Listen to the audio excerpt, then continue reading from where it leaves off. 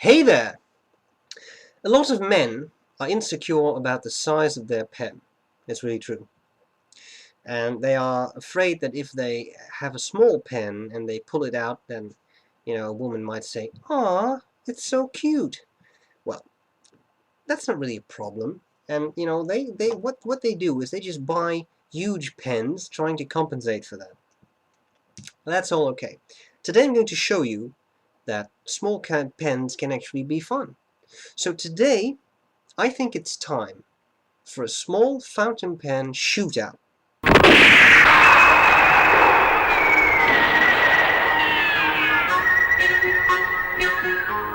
And in this shootout, we're going to have a look at some small fountain pens. And I'm going to give you a brief rundown of the 6 pens I'll cover here.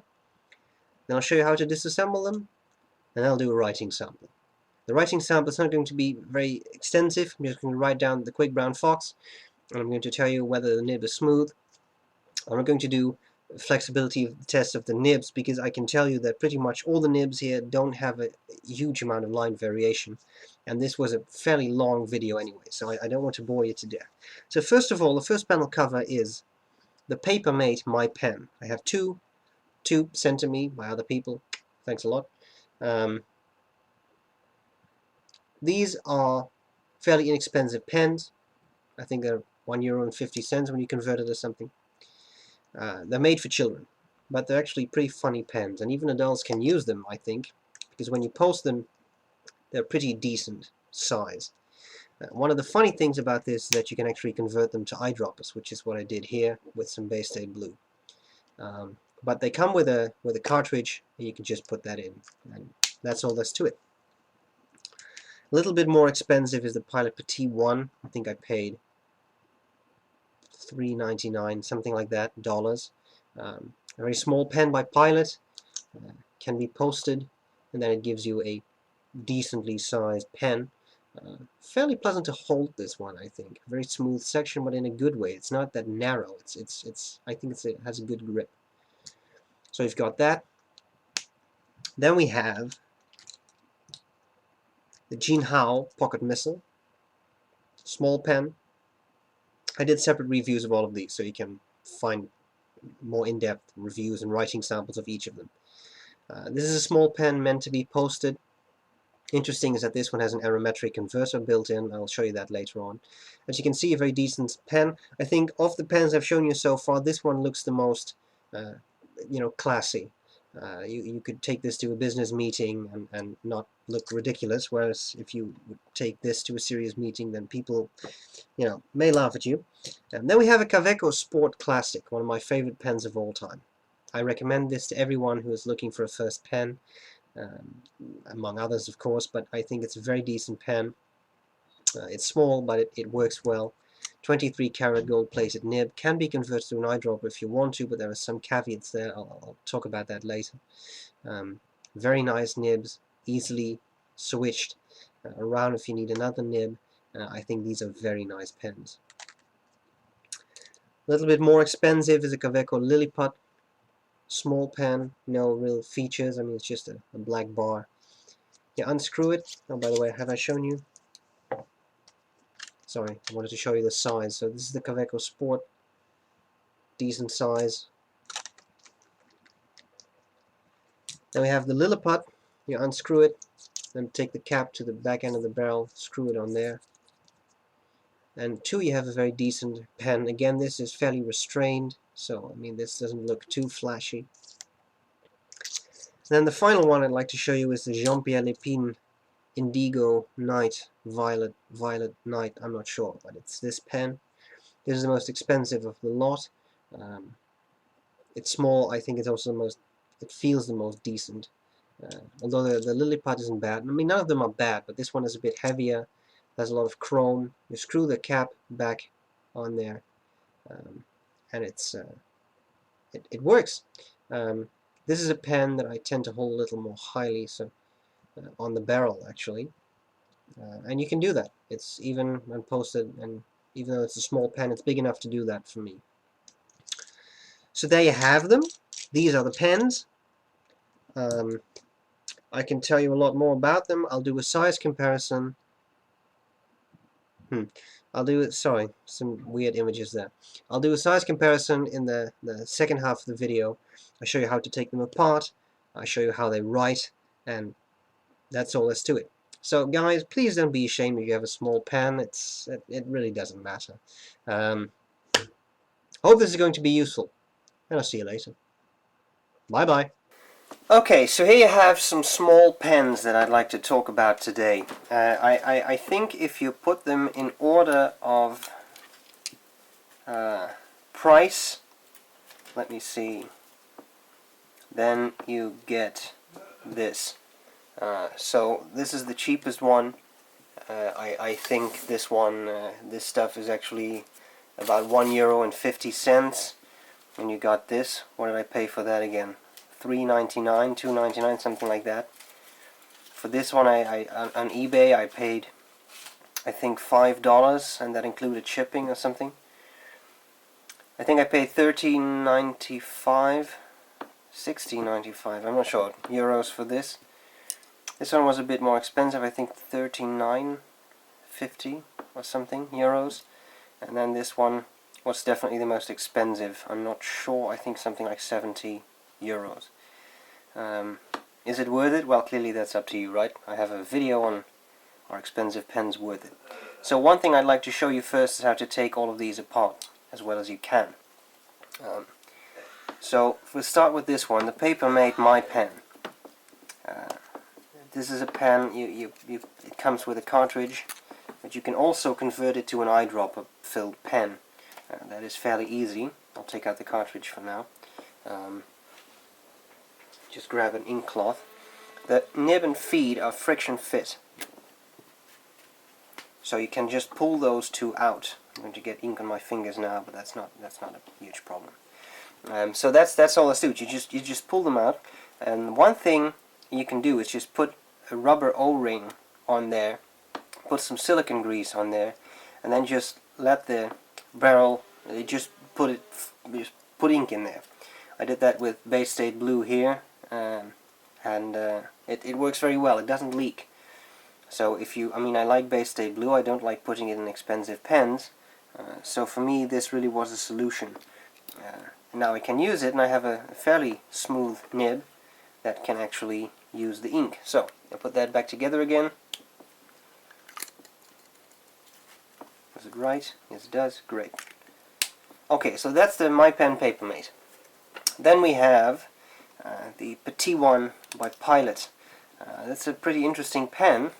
Again, this one has a small plastic barrel, so you can actually put ink in there. Now what I did was, when I did that for the first time, I wanted to put an O-ring in there. Clearly some silicone greases on the threads is a very good idea. I would definitely do that. And then I have the rubber O-ring, but the problem is there is a step down here. I'm not sure whether you can see that, but the barrel actually sticks out. So there's no way to get the O-ring between the barrel and the feed. The section. You can only put it on top of that. And I did that, but then when you have the cap, it doesn't really click in place anymore. And that was fine, but it seemed to stress the O-ring. And at some point I was in a train, I did this, and the O-ring snapped, and suddenly there was ink all over the place, which was in fact Noodler's Dragon's Napalm, which is a very bright orange ink, so it was all over my fingers. Worse than this, actually. So be a little careful when you convert this to an eyedropper.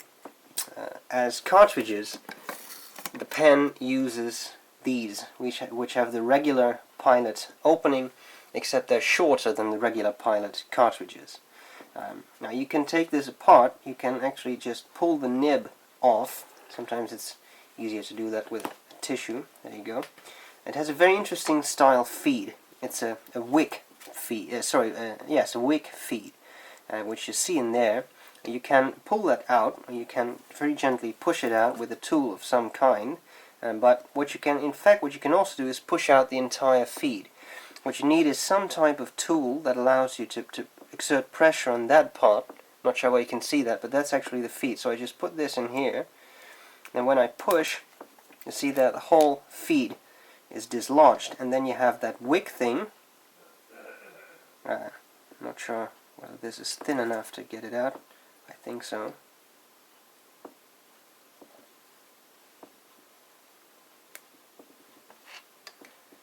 Maybe cheat a little.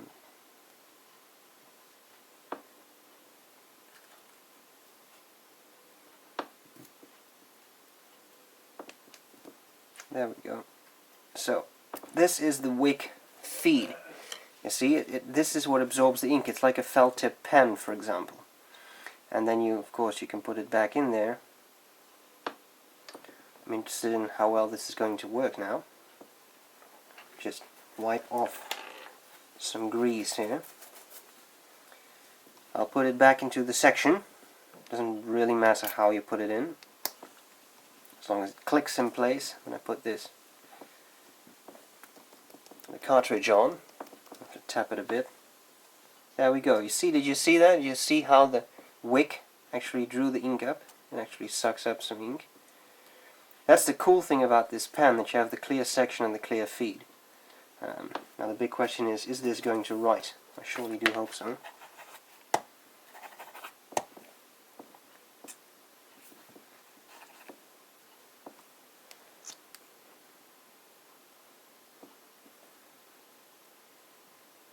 The section is also clear. I just made the cartridge burst. That's fine.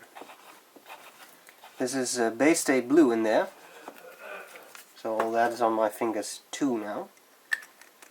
For now this will work. Okay, so there we have that one. I wipe my fingers as if it makes any difference. Here we have the Jinhao pocket missile. Now there's not a whole lot of stuff you can take apart in this pen. It has an aromatic converter. You see the little breather tube in there, perhaps. There's nothing you can take apart here. You cannot just pull the nib out, but I think I've seen this nib on other Chinese pens, and someone said, well, you can if you take something like the inside of a tire tube, or actually with these cheap pens, sometimes I just use a pair of pliers, not the pliers that have ribs on them, just, round pliers. You can just pull the nib out and work on it if you like that, but of course that's a bit more invasive, so I'm sure not everyone would like to do that. I'll just draw up some ink here. I've got some Waterman Havana Brown. That should work. The problem with these pens is that they don't draw up a whole lot of ink.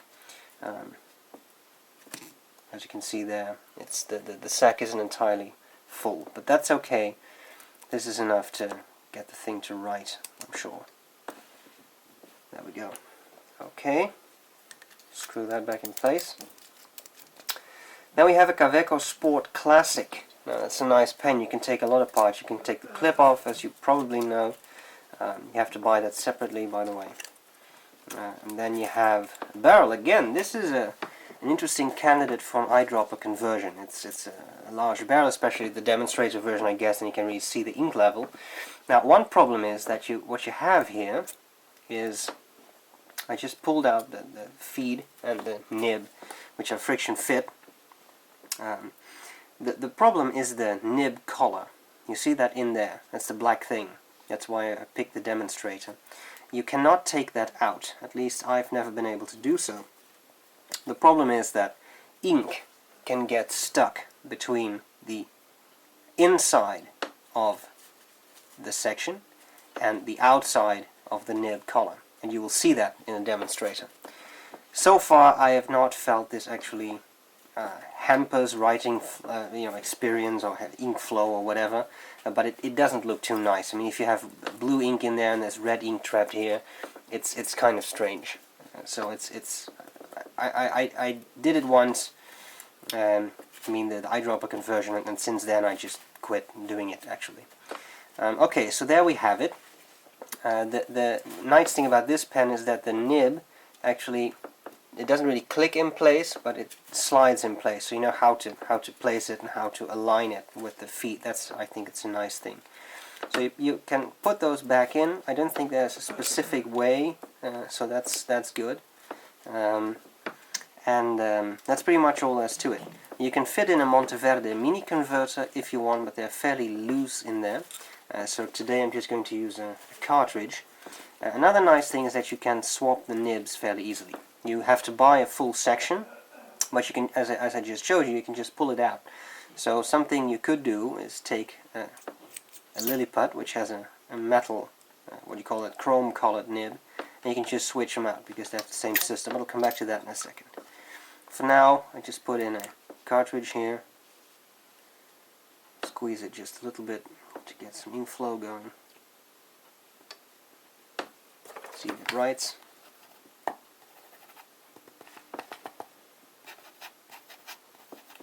No, of course not. Put some ink in that way. See if it writes. There we go. That's a Kaweco cartridge, by the way, should you wonder. Okay, then we have the Lilliput. Lilliput's a funny little pen.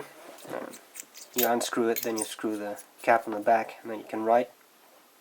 Very small pen, very narrow. I think only this one is actually smaller. I'm not sure.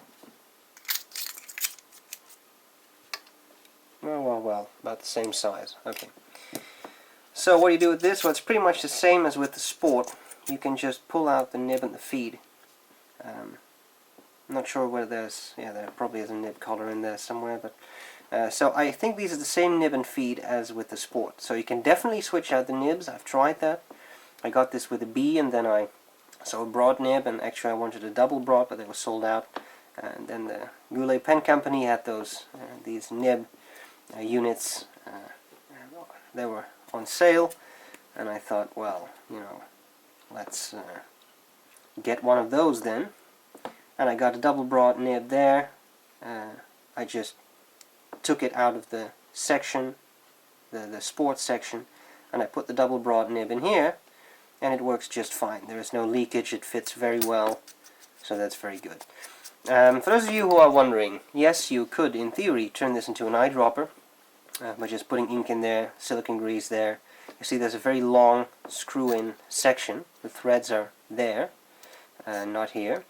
But do be mindful of the fact that this is aluminum, or aluminium. So that writes straight away, great. Ink may actually cause it to rust, so I'm not sure whether you would like to try that. Of course, it's a free world, at least a free country where I am, so, you know, whatever you like. Okay, then finally we have this very nice Jean-Pierre Lépine pen. As I said, it's the most expensive, but you immediately feel the quality when you hold this. It's very well designed, very well balanced. Look at the marbling effects there. I think it's a beautiful little pen. Come in a bunch of finishes. This is the Indigo Night. Cap screws in place in the back there, so that you get a decently sized pen. And you know, I shall post them all in a second to give you an idea of what the sizes are. Okay, so someone actually contacted Mr. Jean-Pierre Lépine himself. Perhaps it's nice to add that he actually contacted me when he saw the review of this pen I did on my channel, and he was very happy with it. So that I thought that was very nice of him to, you know, take the time to do that. But someone contacted him and asked whether you can turn this into an eyedropper, because there's a lot of chrome on here, and he said, sure you can. I actually do this for some people who want it. So when they buy it, I actually put some grease on there and everything. So apparently it's possible, although with all the chrome I'm not sure whether I would do it, but you know, if he says it's the case, then I guess you can do it. So you unscrew nib and feed, nib collar, nib, feed. I don't think you can get, no, I cannot remove the nib and the feed from the collar. I probably can if I heat it up or something, but they seem to be in there fairly tightly. I'm not going to ruin anything, so I'll just leave them in there. So that's the screw-on action. A little suggestion, just a polite suggestion, when you unscrew something like this, same goes for Pelican, then I always find it a comforting idea not to unscrew the nib and the feed, actually, like this, but to grab the nib, put it in the, sort of the what do you call that, the crook of your finger, squeeze it tightly and put your thumb on the feed, and then unscrew this bit. That way the nib and the feed won't misalign, because when you screw this around, literally, then the feed and the nib may become misaligned. So just a polite suggestion to keep your pen functioning properly. There we go, the final cartridge. This is probably more cartridges in a couple of minutes than I've used in months, because I always use converters, but still, there we go. How about writing? You're a pen, aren't you? Ugh, the bleak ink.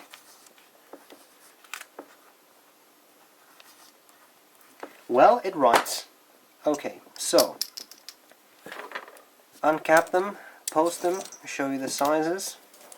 Jean-Pierre Lépine, Indigo Violet Night, Indigo Night Violet, whatever.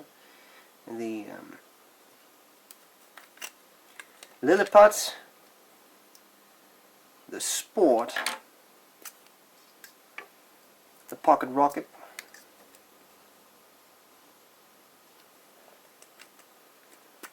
the, whoops, I'm unscrewing this, I should just pull the cap off, the Petit one, which by the way has these nice little things at the end that stick out that keep the cap in place. And finally the Papermate MyPen.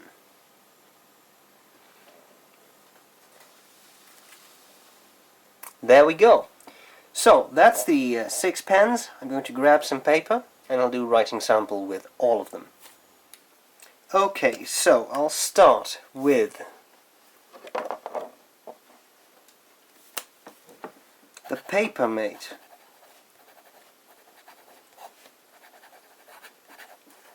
MyPen.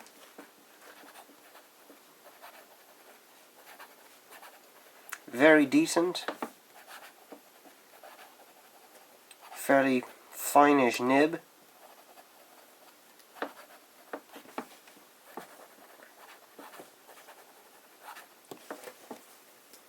But I enjoy it. It's not scratchy. Now here's the eyedropper version. I mean, it writes, you know, it gives the same experience when writing, and the eyedropper conversion just gives you more ink, right? It's not something that actually changes anything. Then we have the Pilot Petit one.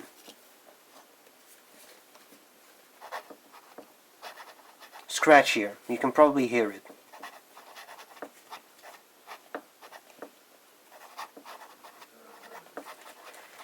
It's not annoyingly scratchy, I think, but it gives more feedback than the Papermate.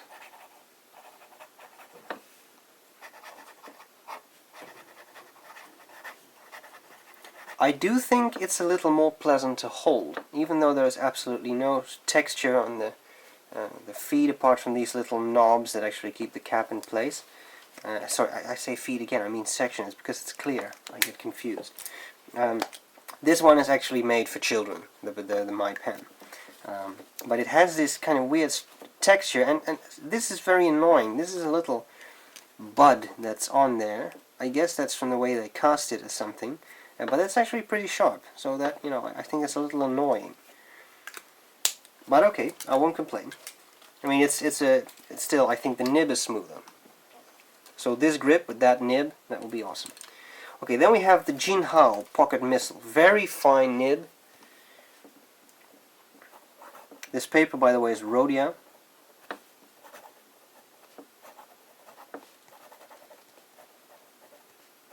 Yeah, very fine nib, but actually I worked a bit on that to make it a little smoother, and that seems to have worked. I seem to remember it was a little scratchier when I got it.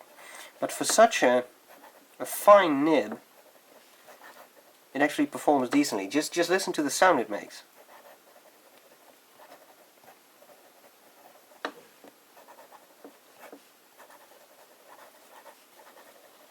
Listen to the difference in sound between these two pens.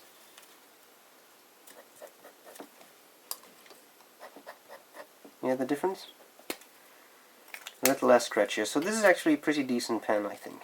I haven't used it for a while, but it's pretty decent. Then we come to the Kaweco Lilliput. That's a funny little pen. Double broad nib now. Doesn't write, but that's not the pen's fault. It's the cartridge.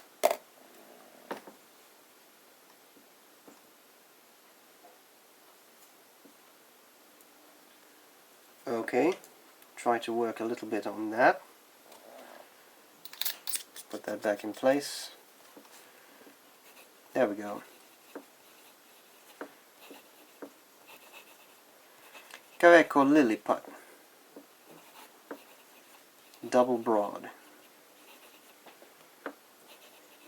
That's a very nice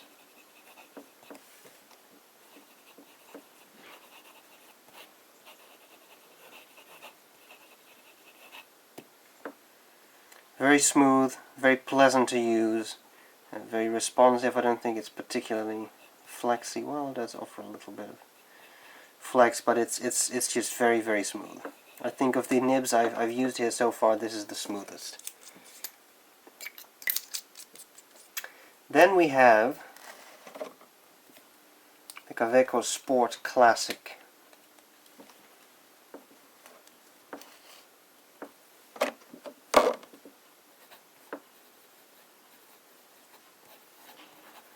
This is a pen I always recommend to people looking for a first pen, because it's not particularly expensive, and the quality you get, I think, is very high. This is the broad nib.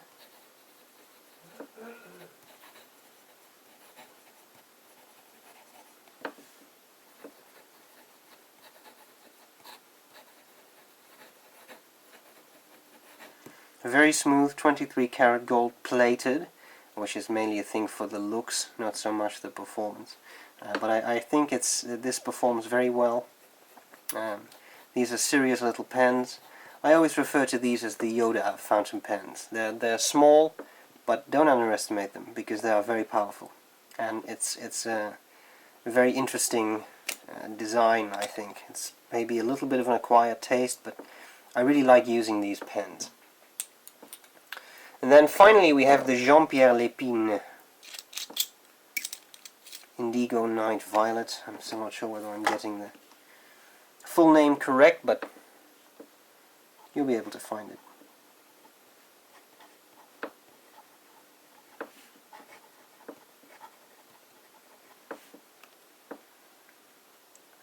I'm just going to call it the Indigo.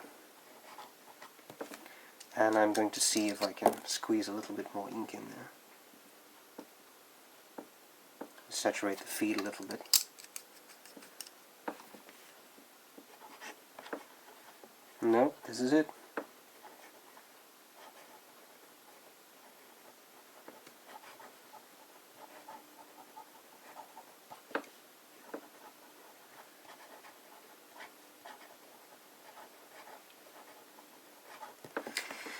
I think the smoothest nib I've used here is this one, the double broad.